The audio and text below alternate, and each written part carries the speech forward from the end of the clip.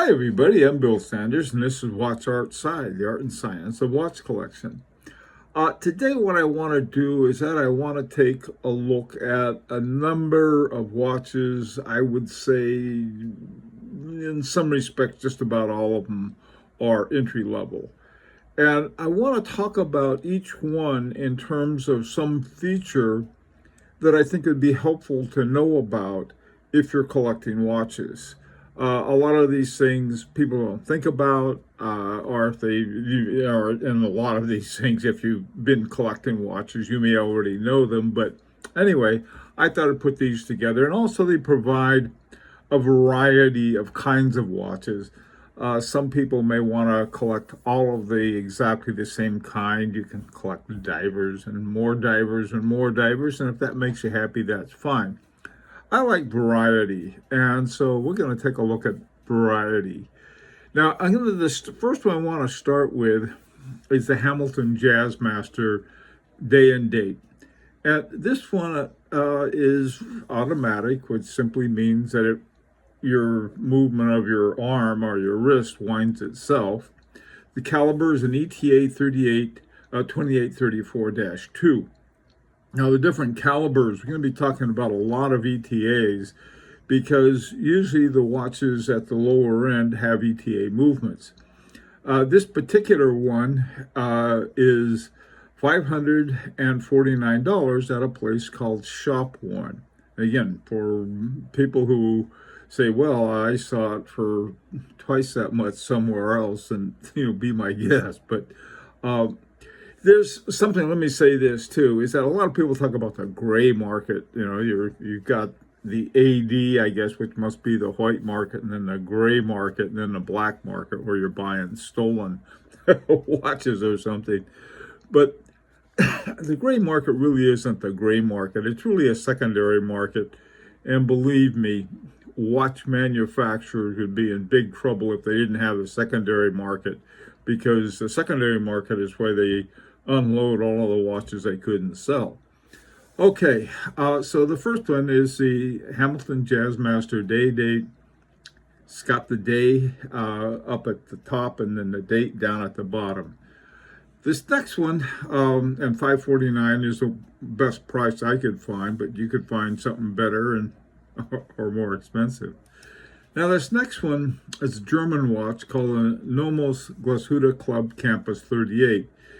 They have another one, I think it's 36, which is the smaller watch, and I think at least for me, 38 is sort of the bottom of what I can wear and not feel, a little odd about it. I guess I could get away with 37, 36 millimeter, but I'm comfortable with something right around 38 up to 42. Now this one is, the movement is called the Alpha, and this is made by Nomos.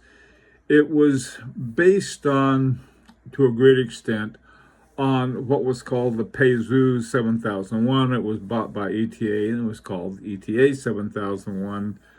They used it at Nomos for a while and said, look, we're going to make our own and it's going to look a lot like that. So that's what they've got. It's hand wound, 3 hertz. That's 21,600 SOHR. That means semi-oscillations per hour. Now, you've probably seen VPH and BP, a lot of other things like that. What happens, the oscillations, is that each oscillation that they use this for is really a semi-oscillation, because you have the balance wheel goes around like that. That's one semi-oscillation, then it goes around the other way, and the pallet fork is knocking them back and forth.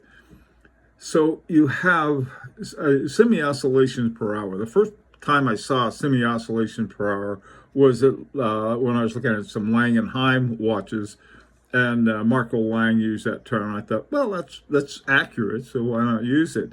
And I didn't realize that anyone else did. I was looking at some Rolex. Rolex also uses it as, I think, a more accurate way to understand what's going on in your watch. This one's got hours, minutes, and small seconds. Now, the dial is called the California dial. It's a long story, and I won't go into it here.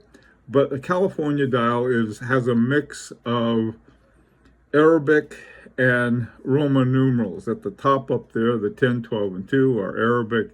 The 8 and 4 are both Roman numerals. They have different versions of this. And you can see the caliber alpha. Now, the best price I found in this was $1,119 at a place called Watch Shopping. All right, this next watch is one of my favorite. It's called the Tissot Heritage Petite Seconde. It's hand wound with a low frequency, and I like low frequencies for lots of reasons. Perhaps the most important reason is that it's not going to bang up your parts as much, and so I don't think you're not going to have as many frequent needed necessity for service and so forth. This one's hand wound, 18,000 semi-oscillations per hour. It has hours, minutes, small seconds. If you look at the most expensive watches by your top watchmakers, and these are 70,000, 100,000 on up watches, you're going to find these lower frequencies. The most common frequency you're going to find among general watches are about 4 hertz, or 28,800 semi-oscillation per hour. So that's why I like this one. This is sort of like setting you up for like, maybe I ought to take a look at some of these other watches.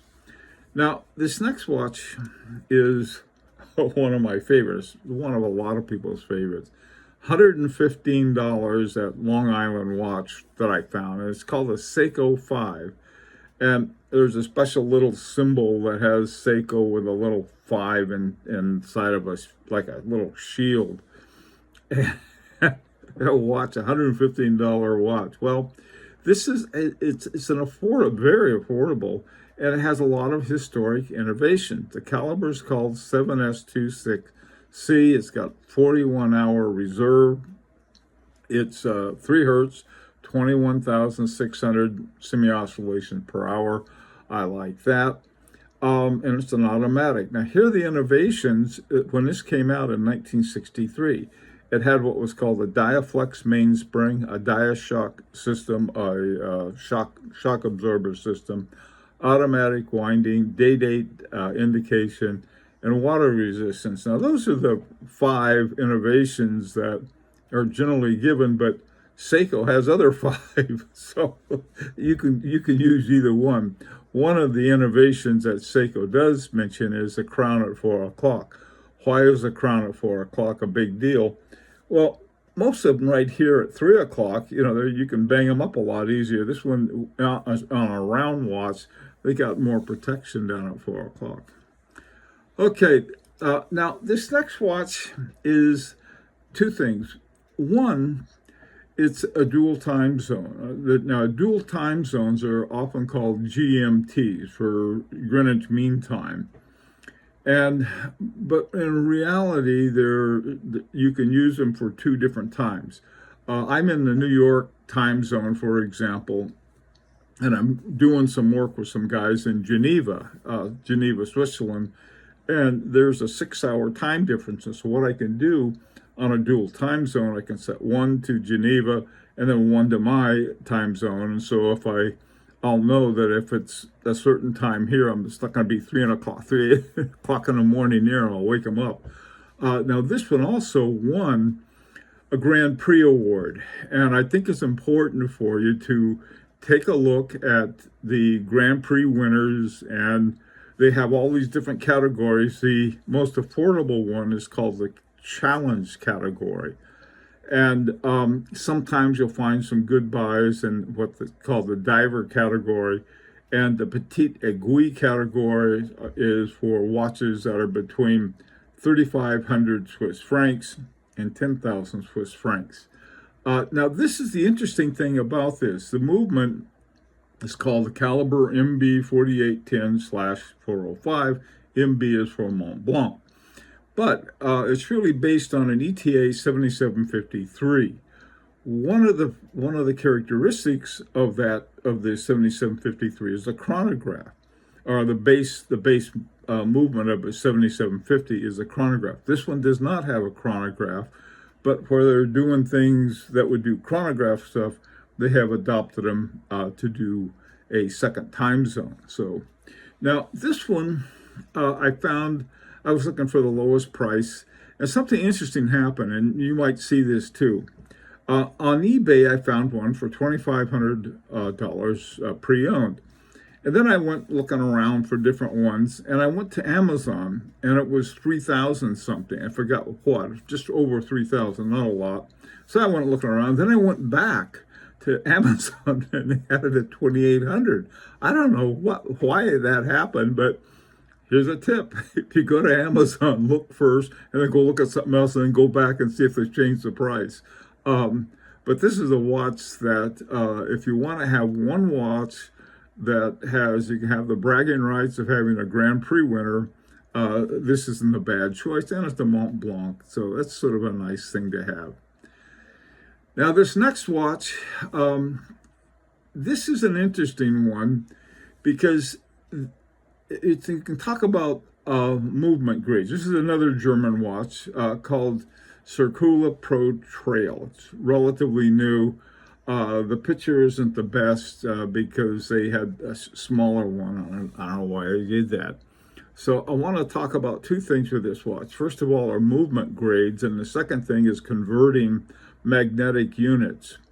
First of all, it's got a Sellita SW200-1, and it has called elaborate grade, all right, 5 to 7 seconds, and so forth.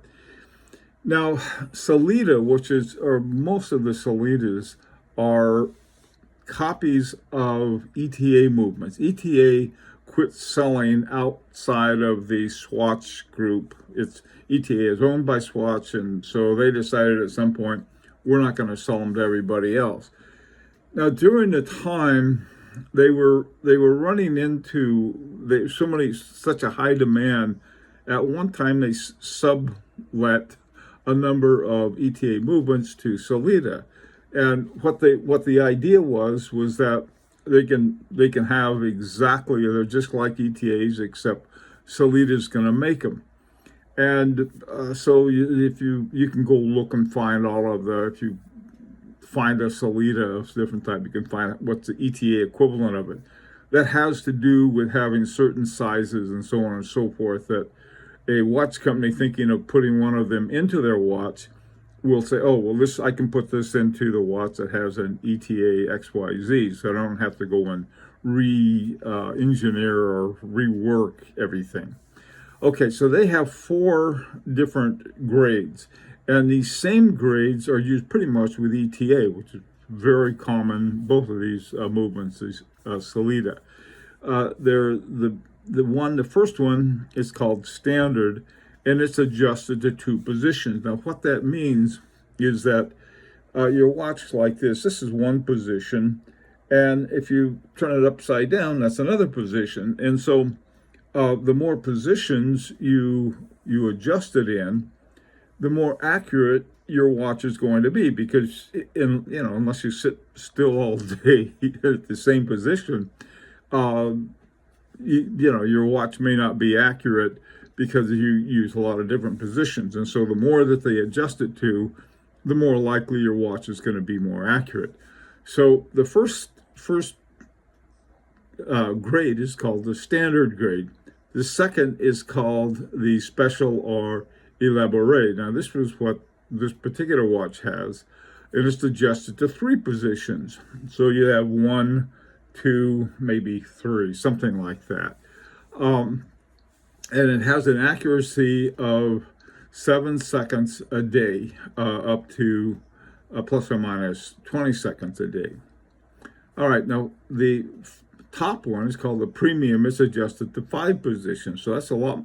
I mean, it's a lot of positions, and the higher accuracy of 4 seconds up to 15 seconds. And finally, they have the chronometer grade, which is a COSC criteria. COSC is basically it's based on how accurate the watch is, and they have all of these tests for it. And if it passes the test, they are given a chronometer, you can legally put chronometer on your watch.